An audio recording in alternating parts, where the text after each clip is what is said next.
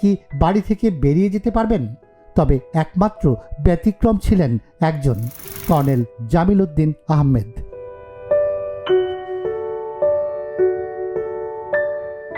48 বছর আগের ঘটনা। তখন তার মেয়ে আফরোজা জামিল কঙ্কা অনেক ছোট, তবু সেই দিনের কথা সবটাই খুলে বললেন আমাদের। আমি অ্যাকচুয়ালি ওই ঘটনাটার আমি একদম কি বলবো, I am the witness, because আমার ছোট বোন শ্বেতা, ওর বেডরুমটা ছিল ঠিক বাবা মার পাশের বেডরুমে, মাঝখানে দরজা ছিল।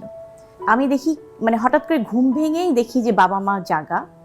তো আমি ঘরে গেলাম, ঘরে গিয়ে দেখি বাবা খুব মানে খুব বিচলিত এবং খুব চিন্তিত এবং বিভিন্ন জায়গায় ফোন করছেন। তারপরে মার কাছ থেকেও আবার ডিটেইল সব কিছু শুনেছি। মানে প্রত্যেক সময় এই মানে ঘটনা নিয়েই আমরা সবসময় কথা বলতাম। আমাদের জীবন, আমরা বেড়ে ওঠাটাই এই 15ই অগস্ট নিয়ে। তো মা বেডসাইড টেবলে ওই রেড ফোনটা থাকতো, তো ওইটা বেজে উঠলো।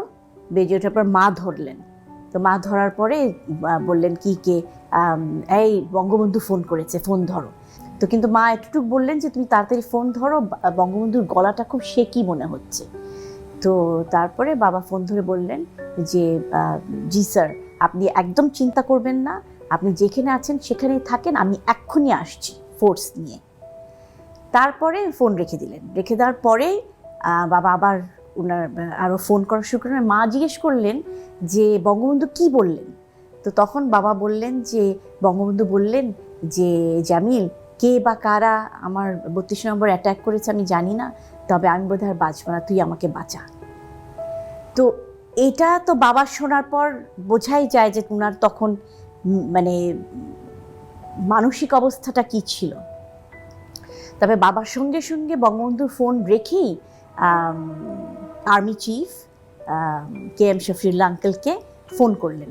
ফোন করে বললেন যে তখন তো খুব তাড়াহুড়ার মধ্যে, মানে শফিউল্লাহ তুমি ফোর্স পাঠাও, আমি বঙ্গবন্ধু ইজ ইন ক্রাইসিস, তুমি ফোর্স পাঠাও, আমি 32 নম্বরে যাচ্ছি। তো বলে ফোন রেখে দিলেন। তো বাবার আবার শফিউল্লাহ বলার কারণ, কেননা শফিউল্লাহ আঙ্কেল তো হি ওয়াজ দি আর্মি চিফ, তো ওনার তো স্যার বলার কথা ছিল। কিন্তু ওই মুহূর্তে বাবা এত ছিলেন, পারপ্লেক্স ছিলেন, মানে এত বিচলিত ছিলেন, কেননা শফিউল্লাহ আঙ্কেল অ্যাকচুয়ালি পাকিস্তান আর্মিতে বাবার জুনিয়র ছিলেন। তো সবসময় শফিউল্লাহ আঙ্কেলকে শফিউল্লাহ বলতো, মাঝে মাঝে শফি বলে ডাকতো।